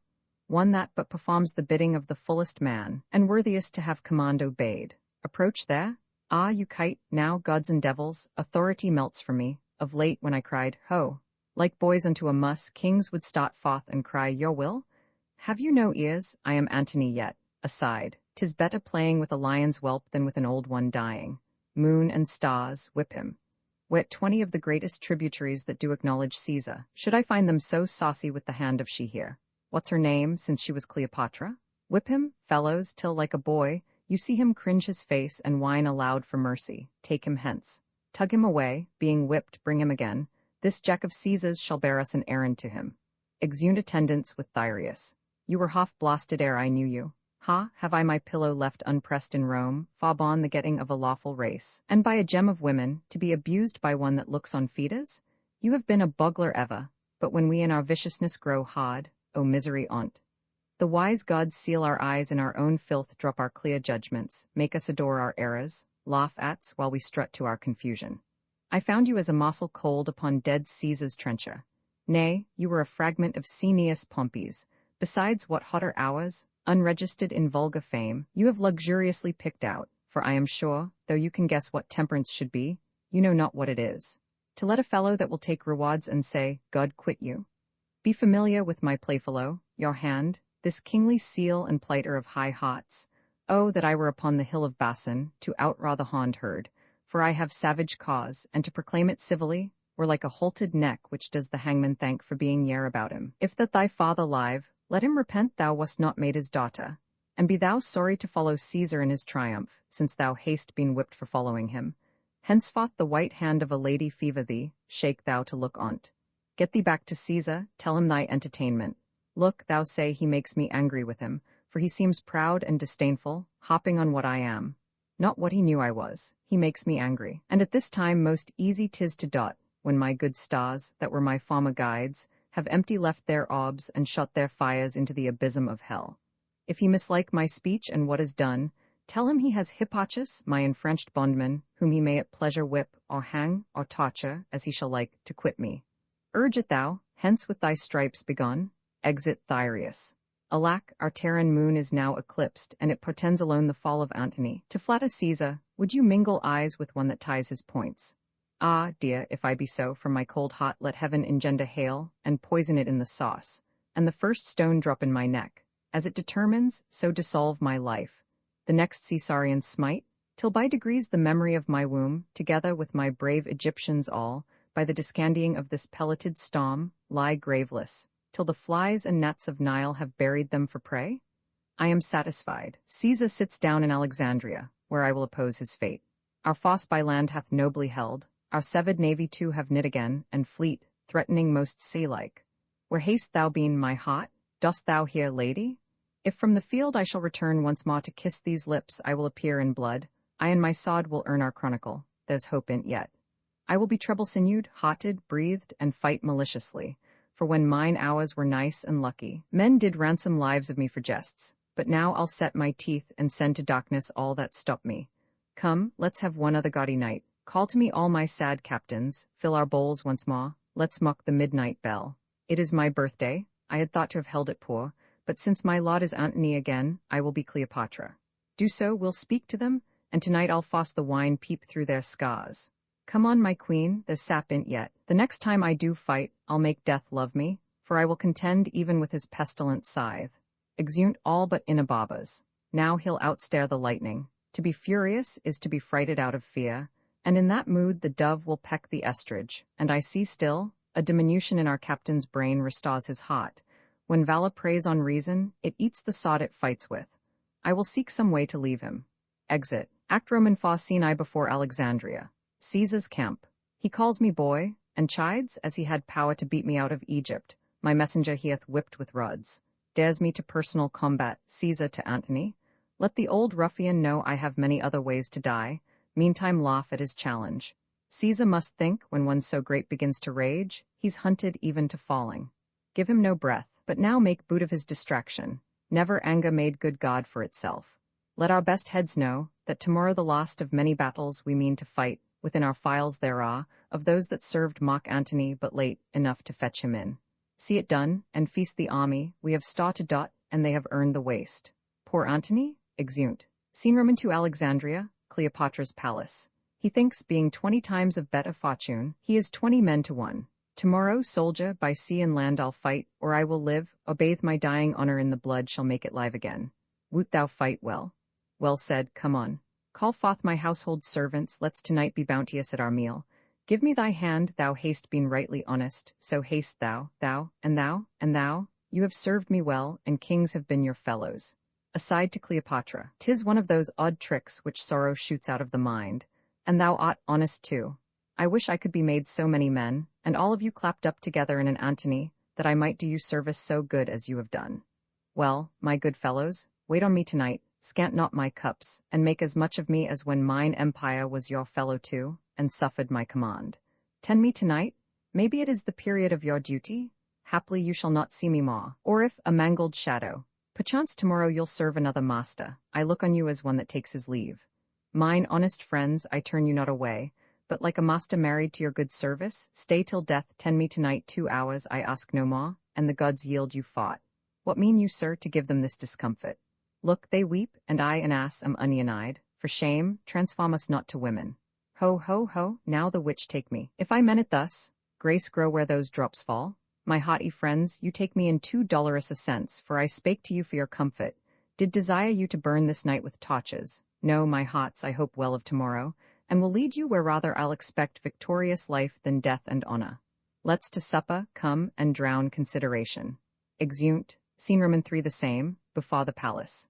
It will determine one way, fare you well. Heard you of nothing strange about the streets. Here we, and if tomorrow our navy thrive, I have an absolute hope our landmen will stand up. 'Tis a brave army and full of purpose. Music of the hot boys as under the stage. Peace, I say, what should this mean? 'Tis the god Hercules, whom Antony loved, now leaves him. Walk, let's see if other watchmen do hear what we do. They advance to another post, speaking together. How now, do you hear this? Follow the noise so far as we have quota, let's see how it will give off. Scene Roman 4 the same, a room in the palace. Come, good fellow, put mine iron on. If fortune be not ours today, it is because we brave her. Come, nay, I'll help too, what's this for? Ah, let be, thou art the armor of my heart, false, this. Well, we shall thrive now, seest thou, my good fellow, go put on thy defences. Rarely, he that unbuckles this, till we do please to doft for our repose, shall hear a storm. Thou fumblest, Eros, and my queen's esquire more tight at this than thou. Dispatch. O love, that thou couldst see my wars today, and knewst the royal occupation, thou shouldst see a workman in't. Good morrow to thee, welcome. Thou look'st like him that knows a warlike charge, to business that we love we rise betime, and go taut with delight. 1,000, sir, early thote be, have on their riveted trim, and at the pot expect you. Shout, trumpets flourish. 'Tis well blown, lads, this morning, like the spirit of a youth that means to be of note, begins betimes. So, come, give me that, this way, well said. Fare thee well, dame, whate'er becomes of me. This is a soldier's kiss, rebukable kisses her. And worthy shameful check it were, to stand on ma mechanic compliment, I'll leave thee now, like a man of steel. You that will fight, follow me close, I'll bring you taut. Adieu. Exeunt Antony, Eros, captains, and soldiers. Laid me. He goes forth gallantly. That he and Caesar might determine this great war in single fight, then Antony? But now, well, on. Exeunt. Scene v. Alexandria, Antony's camp. Would thou and those thy scars had once prevailed to make me fight at land? Hadst thou done so, the kings that have revolted and the soldier that has this morning left thee would have still followed thy heels. Who, whenever near thee, call for Enobabus, he shall not hear thee, or from Caesar's camp say, I am none of thine. Sir, he is with Caesar, sir, his chests and treasure he has not with him. Go, Eros, send his treasure after, do it, detain no jot, I charge thee, write to him. I will subscribe gentle adieus and greetings, say that I wish he never find more cause to change a master. Oh, my fortunes have corrupted honest men, dispatch. Enobabus, exeunt. Scene vi Alexandria, Caesar's camp, go forth, Agrippa, and begin the fight, our will is Antony be took alive, make it so known. The time of universal peace is near, prove this a prosperous day, the three-nooked world shall bear the olive freely. Antony is come into the field. Go charge, Agrippa, plant those that have revolted in the van, that Antony may seem to spend his fury upon himself. Exeunt all but Enobabus. Alexis did revolt, and went to jury on affairs of Antony, that did persuade great Herod to incline himself to Caesar, and leave his master Antony. For this pains Caesar hath hanged him. Canidius and the rest that fell away have entertainment, but no honorable trust. I have done ill, of which I do accuse myself so sorely, that I will joy no more. Enobabus, Antony hath after thee sent all thy treasure, with his bounty overplus. The messenger came on my guard, and at thy tent is now unloading of his mules.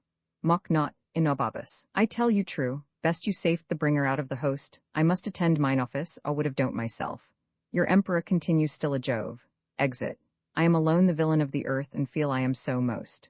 O Antony, thou mine of bounty, how wouldst thou have paid my bet a service, when my turpitude thou dost so crown with gold? This blows my heart. If swift thought break it not, a swifter mean shall outstrike thought. But thought will dot, I feel. I fight against thee. No, I will go seek some ditch wherein to die. The foulest best fits my latter pot of life. Exit. Scene Roman 7 field of battle between the camps. Retire, we have engaged ourselves too far. Caesar himself has work, and our oppression exceeds what we expected. Exeunt. O my brave emperor, this is fought indeed. Had we done so at first, we had droven them home with clouts about their heads. I had a wound here that was like a T, but now 'tis made an H. We'll beat 'em into bench holes. I have yet room for 6 Scotches more. They are beaten, sir, and our advantage serves for a fair victory. Let us scour their backs and snatch 'em up as we take hares. Behind, 'tis spot to maul a runner. I will reward thee once for thy sprightly comfort, and tenfold for thy good valor. Come thee on. Scene Roman 8 under the walls of Alexandria. We have beat him to his camp, run one before, and let the queen know of our jests. Tomorrow, before the sun shall cease, we'll spill the blood that has today escaped. I thank you all, for doughty-handed are you, and have fought not as you served the cause, but asked had been each man's like mine. You have shown all Hector's. Enter the city, clip your wives, your friends, tell them your feats, whilst they with joyful tears wash the congealment from your wounds, and kiss the honoured gashes whole. To Scaurus. Give me thy hand. To this great fairy I'll commend thy acts, make her thanks bless thee. To Cleopatra. O thou day o' the world, chain mine armed neck. Leap thou, attire and all, through proof of harness to my heart, and there ride on the pants triumphing. Laud of lauds? O infinite virtue, comest thou smiling from the world's great snare uncaught. My nightingale, we have beat them to their beds. What, girl? though grey do something mingle with our younger brown, yet ha we a brain that nourishes our nerves, and can get goal for goal of youth. Behold this man, commend unto his lips thy favouring hand, kiss it, my warrior. He hath fought today as if a god, in hate of mankind, had destroyed in such a shape. I'll give thee, friend, an armour all of gold. It was a king's.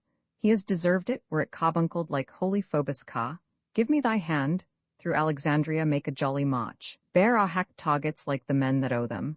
Had our great palace the capacity to camp this host, we all would sup together, and drink carouses to the next day's fate, which promises royal peril. Trumpeters, with brazen din blast you the city's ear, make mingle with rattling tabourines, that heaven and earth may strike their sounds together, applauding our approach. Exeunt. Scene Roman 9 Caesar's camp. If we be not relieved within this hour, we must return to the cot of God. The night is shiny, and they say we shall embattle by the second hour I the morn. This last day was a shrewd one 'tis. Be witness to me, O thou blessed moon, when men revolted shall upon record bear hateful memory. Poor Enobabus did before thy face repent. Peace, hark further. O sovereign mistress of true melancholy, the poisonous damp of night desponge upon me, that life, a very rebel to my will, may hang no longer on me, throw my heart against the flint and hardness of my fault, which, being dried with grief, will break to powder and finish all foul thoughts. O Antony, nobler than my revolt is infamous, forgive me in thine own particular, but let the world rank me in register a master leaver and a fugitive. O Antony, dies, let's speak to him, let's hear him, for the things he speaks may concern Caesar. Swoons rather, for so bad a prayer as his was never yet for sleep. The hand of death hath wrought him, drums afar off. Hark, the drums demurely wake the sleepers. Let us bear him to the cot of God, he is of note, our hour is fully out. Come on then, he may recover yet. Exeunt with the body. Scene X between the two camps, their preparation is today by sea, we please them not by land. I would they'ld fight I the fire or I the air, weld fight thereto. But this it is, our foot upon the hills adjoining to the city shall stay with us. Order for sea is given, they have put forth the haven where their appointment we may best discover, and look on their endeavour. Exeunt. Scene Roman 11 another part of the same, but being charged, we will be still by land, which, as I taked, we shall, for his best fosse is forth to man his galleys, to the vales, and hold our best advantage. Exeunt. Scene Roman 12 another part of the same, yet they are not joined, where yond pine does stand I shall discover all, I'll bring thee word straight how 'tis like to go. Exit. Swallows have built in Cleopatra's sails their nests, the augurers say they know not they cannot tell, look grimly, and dare not speak their knowledge. Antony is valiant and dejected, and by starts his fretted fortunes give him hope and fear of what he has and has not. Alarum afar off as at a sea fight. All is lost. This foul Egyptian hath betrayed me, my fleet hath yielded to the foe, and yonder they cast their caps up and carouse together like friends long lost. Triple turned ha? 'Tis thou hast sold me to this novice, and my heart makes only wars on thee.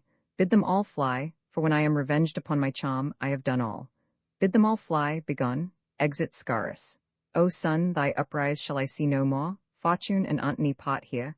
Even here do we shake hands. All come to this. The hearts that spanieled me at heels, to whom I gave their wishes, do discandy, melt their sweets on blossoming Caesar, and this pine is bark that overtopped them all. Betrayed I am. O this false soul of Egypt, this grave charm, whose eye becked forth my wars and called them home, whose bosom was my crownet, my chief end, like a right gypsy, hath at fast and loose beguiled me to the very heart of loss. What, Eros, vanish, or I shall give thee thy deserving, and blemish Caesar's triumph.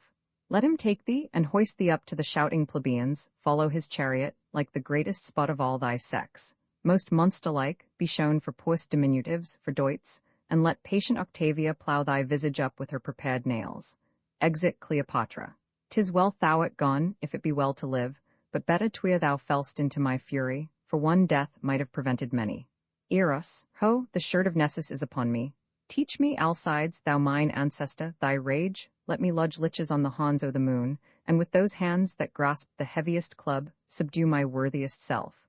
The witch shall die, to the young Roman boy she hath sold me, and I fall under this plot, she dies fought. Eros, ho, exit. Scene Roman 13 Alexandria, Cleopatra's palace. Help me, my women? Oh, he is more mad than Telamon for his shield. The boar of Thessaly was never so embossed. To the monument?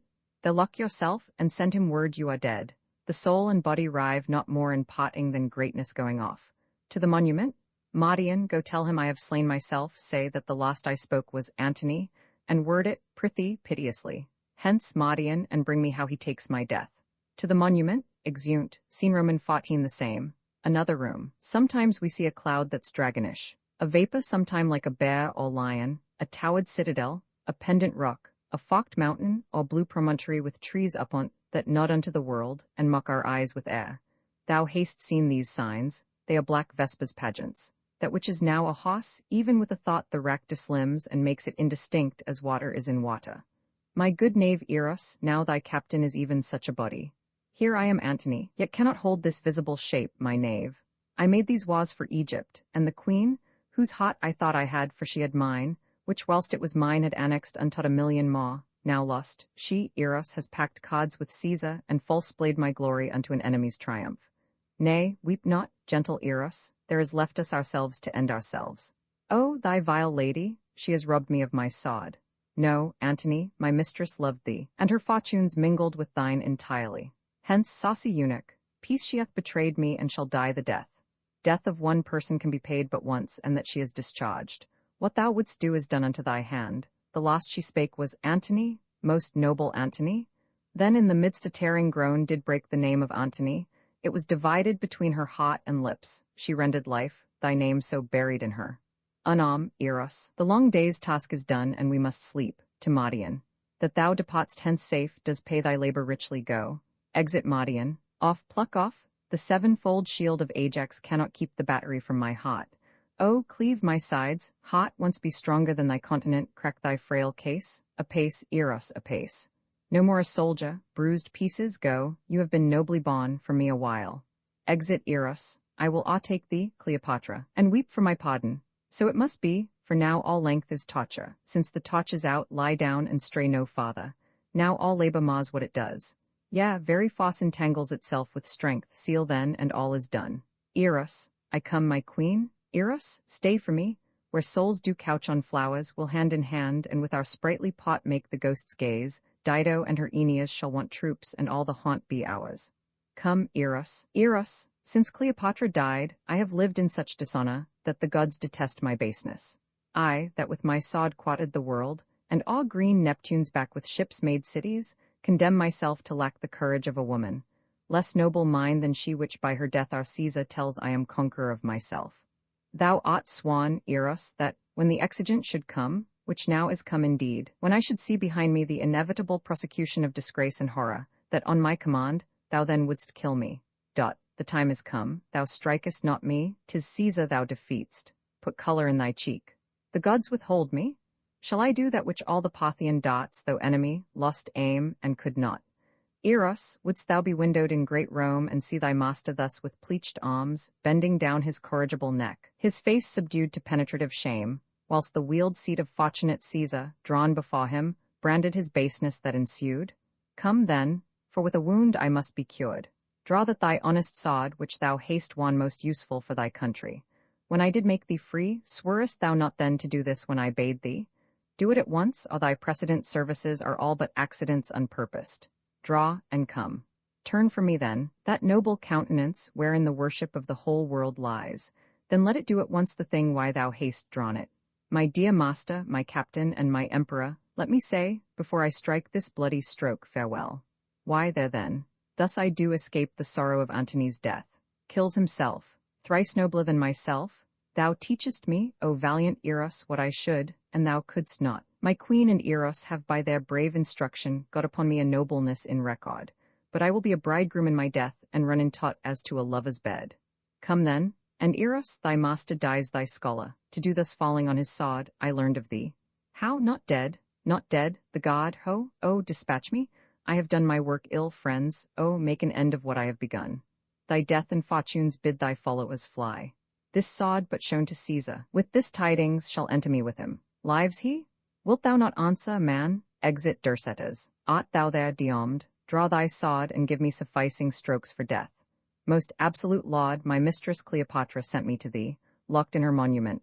She had a prophesying fear of what hath come to pass, for when she saw, which never shall be found, you did suspect she had disposed with Caesar, and that your rage would not be purged, she sent you word she was dead.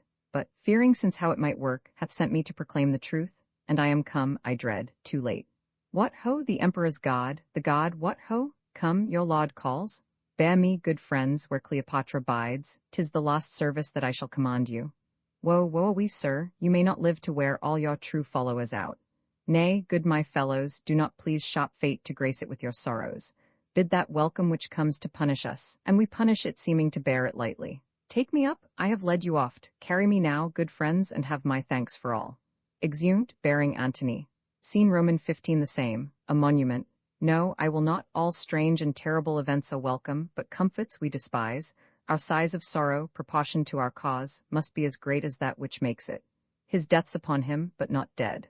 Look out o' the other side your monument, his God have brought him thither. O sun, burn the great sphere thou movest in. Darkling stand the varying shore o' the world. O Antony, Antony, Antony? Help, Charmian, help, Eras, help, friends below, let's draw him hither. Peace, not Caesar's valor hath o'erthrown Antony, but Antony's hath triumphed on itself. So it should be that none but Antony should conquer Antony, but woe 'tis so. I am dying, Egypt dying, only I hear importune death awhile, until of many thousand kisses the poor lost I lay upon thy lips. I dare not, dear my lord, pardon, I dare not, lest I be taken. Not the imperious show of the full-fortuned Caesar ever shall be broached with me. If knife, drugs, serpents have edge, sting, or operation, I am safe. Your wife Octavia, with her modest eyes and still conclusion, shall acquire no honor demurring upon me. But come, Antony, help me, my women. We must draw thee up, assist. Good friends, he is spot indeed, how heavy weighs my lord. Our strength is all gone into heaviness that makes the weight. Had I great Juno's power, the strong-winged Mercury should fetch thee up and set thee by Jove's side. Yet come a little, wishes were ever fools. Oh, come, they heave Antony aloft to Cleopatra. And welcome, die where thou hast lived, quicken with kissing. Had my lips that power, thus would I wear them out. I am dying, Egypt, dying, give me some wine, and let me speak a little. No, let me speak, and let me rail so high, that the false housewife Fortune break her wheel, provoked by my offense. One word, sweet queen of Caesar, seek your honor with your safety. Oh, gentle, hear me, none about Caesar trust but Proculeus. My resolution and my hands I'll trust, none about Caesar. The miserable change now at my end lament nor sorrow at, but please your thoughts in feeding them with those my former fortunes wherein I lived, the greatest prince o' the world, the noblest. And do now not basely die, not cowardly put off my helmet to my countrymen, a Roman by a Roman valiantly vanquished. Now my spirit is going, I can no more. Noblest of men, woot die? Hast thou no care of me? Shall I abide in this dull world, which in thy absence is no better than a sty? O see, my women, Antony dies. The crown o' the earth doth melt. My lord? Oh, withered is the garland of the war, the soldier's pole is fallen. Young boys and girls are level now with men, the odds is gone, and there is nothing left remarkable beneath the visiting moon. Faints. Royal Egypt empress? No more, but an a woman, and commanded by such poor passion as the maid that milks and does the meanest chairs. It were for me to throw my scepter at the injurious gods, to tell them that this world did equal theirs till they had stolen our jewel. All's but naught, patience is Scottish, and impatience does become a dog that's mad. Then is it sin to rush into the secret house of death, ere death dare come to us. How do you women? What, good cheer? Why how now, Charmian, my noble girls? Ah, women, look, our lamp is spent, it's out. Good sirs, take hot, we'll bury him, and then what's brave, what's noble. Let's do it after the high Roman fashion, and make death proud to take us. Come away, this case of that huge spirit now is cold. Ah, women, come, we have no friend but resolution and the briefest end. Exeunt, those above bearing off Antony's body. Act V. Scene Alexandria, Caesar's camp.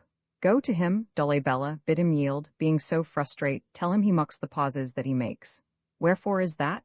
And what art thou that darest appear thus to us? I am called Dercetes. Mock Antony I served, who best was worthy best to be served. Whilst he stood up and spoke, he was my master, and I wore my life to spend upon his haters. If thou please to take me to thee, as I was to him, I'll be to Caesar. If thou pleasest not, I yield thee up my life. The breaking of so great a thing should make a greater crack. The round world should have shook lions into civil streets and citizens to their dens. The death of Antony is not a single doom, in the name lay a moiety of the world. He is dead, Caesar, not by a public minister of justice, nor by a hired knife, but that self-hand which writ his honor in the acts it did, hath, with the courage which the heart did lend it, splitted the heart. This is his sword, I rubbed his wound of it, behold it stained with his most noble blood. Look you sad, friends? The gods rebuke me, but it is tidings to wash the eyes of kings. And strange it is that nature must compel us to lament our most persisted deeds. His taints and honours waged equal with him. A rarer spirit never did steer humanity, but you, gods, will give us some faults to make us men. Caesar is touched. When such a spacious mirror is set before him, he needs must see himself. O Antony, I have followed thee to this, but we do lance diseases in our bodies. I must perforce have shown to thee such a declining day, or look on thine. We could not stall together in the whole world. But yet let me lament, with tears as sovereign as the blood of hearts, that thou, my brother, my competitor in top of all design, my mate in empire, friend and companion in the front of war, the arm of mine own body, and the heart where mine his thoughts did kindle, that our stars, unreconcilable, should divide our equalness to this. Hear me, good friends, but I will tell you at some meet a season. The business of this man looks out of him, we'll hear him what he says. Whence are you? A poor Egyptian yet.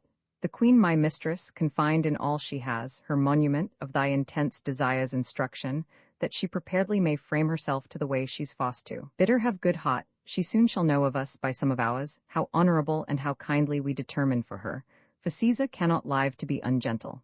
Come hither, Proculaeus. Go and say, we purpose her no shame. Give her what comforts the quality of her passion shall require, lest in her greatness, by some mortal stroke she do defeat us.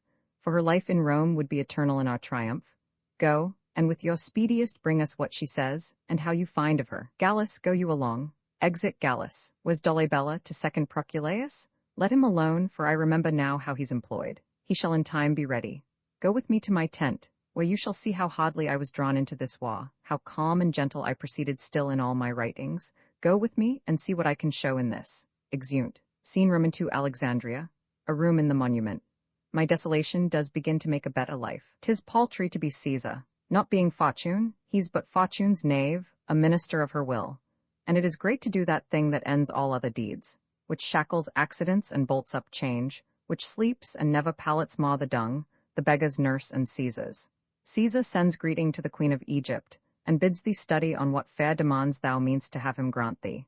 Antony did tell me of you, bade me trust you, but I do not greatly care to be deceived, that have no use for trusting. If your master would have a queen as beggar, you must tell him that majesty, to keep decorum, must no less beg than a kingdom. If he please to give me conquered Egypt for my son, he gives me so much of mine own, as I will kneel to him with thanks. Be of good cheer, you're fallen into a princely hand, fear nothing. Make your full reference freely to my lord, who is so full of grace, that it flows over on all that need. Let me report to him your sweet dependency, and you shall find a conqueror that will pray in aid for kindness, where he for grace is kneeled to. Pray you, tell him I am his Fortune's vassal, and I send him the greatness he has got. I hourly learn a doctrine of obedience, and would gladly look him I the face. This I'll report, dear lady. Have comfort, for I know your plight is pitied of him that caused it. Hold, worthy lady, hold, seizes and disarms her. Do not yourself such wrong, who are in this relieved, but not betrayed.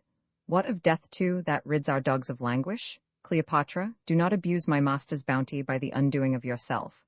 Let the world see his nobleness well acted, which your death will never let come forth. Where art thou, death? Come hither, come, and take a queen worthy many babes and beggars. Sir, I will eat no meat, I'll not drink, sir. If idle talk will once be necessary, I'll not sleep neither. This mortal house I'll ruin. Do Caesar what he can. Know, sir, that I will not wait pinioned at your master's cot, nor once be chastised with the sober eye of dull Octavia. Shall they hoist me up and show me to the shouting volatry of censuring Rome? Rather a ditch in Egypt be gentle grave unto me. Rather on Nilus mud lay me stark naked, and let the waterflies blow me into abhorring. Rather make my country's high pyramids my gibbet and hang me up in chains. You do extend these thoughts of horror further than you shall find cause in Caesar. Proculaeus, what thou hast done thy master Caesar knows, and he hath sent for thee. For the queen, I'll take her to my God.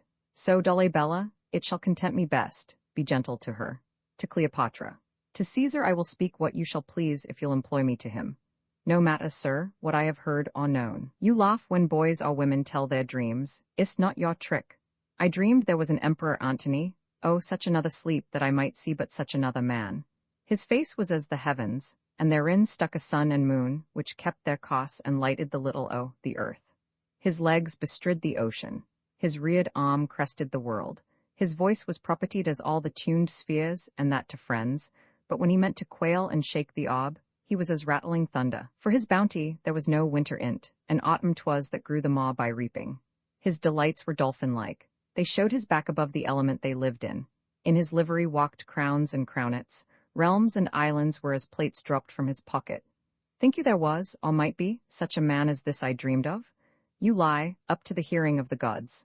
But if there be, or ever were, one such, it's past the size of dreaming. Nature wants stuff to vie strange forms with fancy, yet to imagine an Antony, were nature's peace gainst fancy, condemning shadows quite. Hear me, good madam. Your loss is as yourself great, and you bear it as answering to the weight.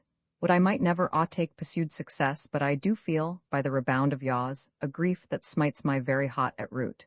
I thank you, sir. Know you what Caesar means to do with me? Arise, you shall not kneel. I pray you, rise, rise, Egypt, sir, the gods will have it thus. My master and my lord I must obey.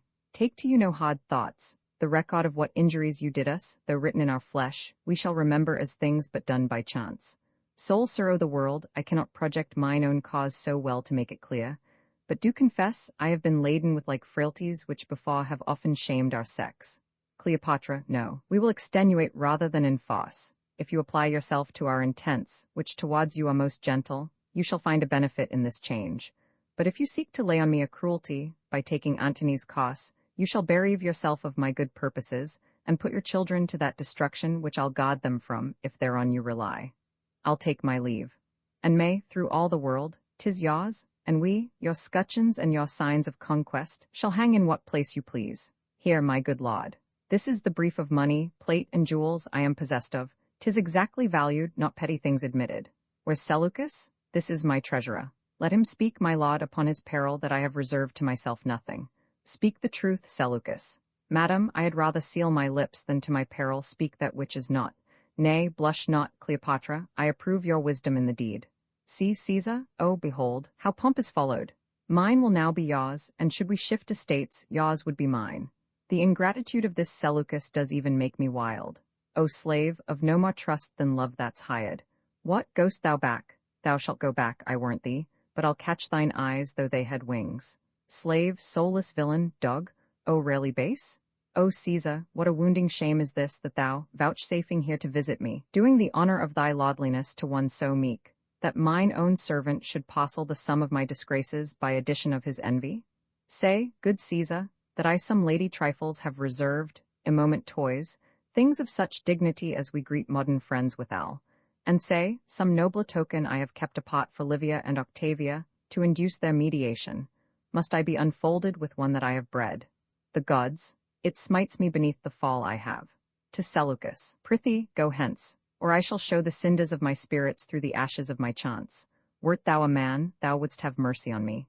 Be it known that we, the greatest, are misthought for things that others do, and when we fall, we answer others' merits in our name, are therefore to be pitied. Cleopatra, not what you have reserved, nor what acknowledged, put we I the role of conquest, still bet yours, bestow it at your pleasure. And believe, Caesar's no merchant, to make prize with you of things that merchants sold. Therefore be cheered, make not your thoughts your prisons. No, dear queen, for we intend so to dispose you as yourself shall give us counsel. Feed and sleep, our care and pity is so much upon you that we remain your friend, and so adieu? He words me, girls, he words me that I should not be noble to myself, but hawk thee, Charmian, whispers Charmian. Finish, good lady, the bright day is done, and we are for the dock. Hie thee again, I have spoke already, and it is provided, go put it to the haste. Madam, as thereto sworn by your command, which my love makes religion to obey, I tell you this. Caesar through Syria intends his journey, and within 3 days you with your children will he send before. Make your best use of this. I have performed your pleasure and my promise. Dolabella, I shall remain your debtor, I your servant. Adieu, good queen, I must attend on Caesar. Farewell, and thanks. Exit Dolabella. Now, Eras, what thinkst thou? Thou, an Egyptian puppet, shalt be shown in Rome as well as I. Mechanic slaves with greasy aprons, rules, and hammers shall uplift us to the view. In their thick breaths, rank of gross diet shall be enclouded, and forced to drink their vapor. Nay, 'tis most certain, Eras, saucy lictors will catch at us like strumpets, and scold rhymers ballad us out o' tune. The quick comedians extemporally will stage us, and present our Alexandrian revels. Antony shall be brought drunken forth, and I shall see some squeaking Cleopatra boy my greatness I the posture of a haw. I'll never seat, for I am sure my nails are stronger than mine eyes. Why, that's the way to fool their preparation, and to conquer their most absurd intents. Now, Charmian, show me my women like a queen. Go fetch my best attires. I am again for Cydnus to meet mock Antony. Sirrah Eras, go. Now, noble Charmian, will dispatch indeed, and when thou hast done this chair, I'll give thee leave to play till doomsday. Bring our crown and all. Wherefore's this noise? Exit Eras, a noise within. Here is a rural fellow that will not be denied your highness presence, he brings you figs. Let him come in. Exit Godsman. What poor an instrument may do a noble deed? He brings me liberty. My resolution's placed, and I have nothing of woman in me. Now from head to foot I am marble constant. Now the fleeting moon no planet is of mine. Avoid and leave him. Exit Godsman. Haste thou the pretty worm of Nilus there, that kills and pains not. Give me my robe, put on my crown, I have immortal longings in me. Now no more the juice of Egypt's grape shall moist this lip. Yeah, good Eras, quick. Methinks I hear Antony call. I see him rouse himself to praise my noble act. I hear him mock the luck of Caesar, which the gods give men to excuse their after wrath. Husband, I come, now to that name my courage prove my title. I am fire and air, my other elements I give to Beza life. So have you done? Come then and take the lost warmth of my lips. Farewell, kind Charmian, Eras, long farewell, kisses them. Eras falls and dies. Have I the aspic in my lips, dost fall? If thou and nature can so gently part, the stroke of death is as a lover's pinch which hurts and is desired. Dost thou lie still? If thus thou vanishest, thou tell'st the world it is not worth leave-taking. Dissolve, thick cloud and rain, that I may say, the gods themselves do weep. This proves me base. If she first meet the curled Antony, he'll make demand of her, and spend that kiss which is my heaven to have. Come, thou mortal wretch, to an asp, which she applies to her breast. With thy sharp teeth this not intrinsicate of life at once untie. Poor venomous fool be angry, and dispatch. Oh, couldst thou speak, that I might hear thee call great Caesar ass unpolicied? Peace, peace, dost thou not see my baby at my breast that sucks the nurse asleep? As sweet as balm, as soft as air, as gentle, O Antony? Nay, I will take thee too, applying another asp to her arm. What should I stay dies? In this vile world, so fare thee well. Now boast thee death. In thy possession lies a loss unparalleled. Downy windows, close and golden Phoebus never be beheld of eyes again so royal. Your crown's awry, I'll mend it and then play. Too slow a messenger, applies an asp. Oh, come apace, dispatch, I potly feel thee. It is well done and fitting for princess descended of so many royal kings. Ah, soldier, dies, Caesar, thy thoughts touch their effects in this. Thyself art coming to see perform the dreaded act which thou so soughtst to hinder. Within, away there, away for Caesar? Oh, sir, you are too sure an augura, that you did fear is done. Bravest at the last, she levelled at our purposes, and being royal, took her own way. The manner of their deaths, I do not see them bleed. A simple countryman that brought her figs, this was his basket. O Caesar, this Charmian lived, but now. She stood and spake, I found her trimming up the diadem on her dead mistress. Tremblingly she stood, and on the sudden dropped. O noble weakness? If they had swallowed poison, 'twould appear by external swelling, but she looks like sleep, as she would catch another Antony in her strong toil of grace. Here on her breast there is a vent of blood and something blown, the like is on her arm. This is an aspic's trail, and these fig leaves have slime upon them, such as the aspic leaves upon the caves of Nile. Most probable that so she died, for her physician tells me she hath pursued conclusions infinite of easy ways to die. Take up her bed, and bear her women from the monument. She shall be buried by her Antony. No grave upon the earth shall clip in it a pair so famous. High events as these strike those that make them, and their story is no less in pity than his glory which brought them to be lamented. Our army shall in solemn show attend this funeral, and then to Rome. Come, Dolabella, see high order in this great solemnity. Exeunt. Colophon Antony and Cleopatra was published in 1606 by William Shakespeare. This ebook was produced for Standard eBooks by Emma Sweeney, and is based on a transcription produced in 1993 by Jeremy Hilton for the Massachusetts Institute of Technology, and on digital scans from the Hathai Trust Digital Library. The cover page is adapted from The Meeting of Antony and Cleopatra, a painting completed in 1885 by Sir Lawrence Olma Tadema. The cover and title pages feature the League Spartan and Sots Mill Gaudy typefaces created in 2014 and 2009 by the League of Movable Type. This edition was released on August 18, 2025, 9:13 p.m., and is based on revision B3 BB67. The first edition of this ebook was released on January 3, 2022, 8:32 p.m. You can check for updates to this ebook, view its revision history, or download it for different e-reading systems at standardbooksog/ebooks/William Shakespeare/Antony and Cleopatra. The volunteer-driven Standard eBooks project relies on readers like you to submit typos, corrections, and other improvements.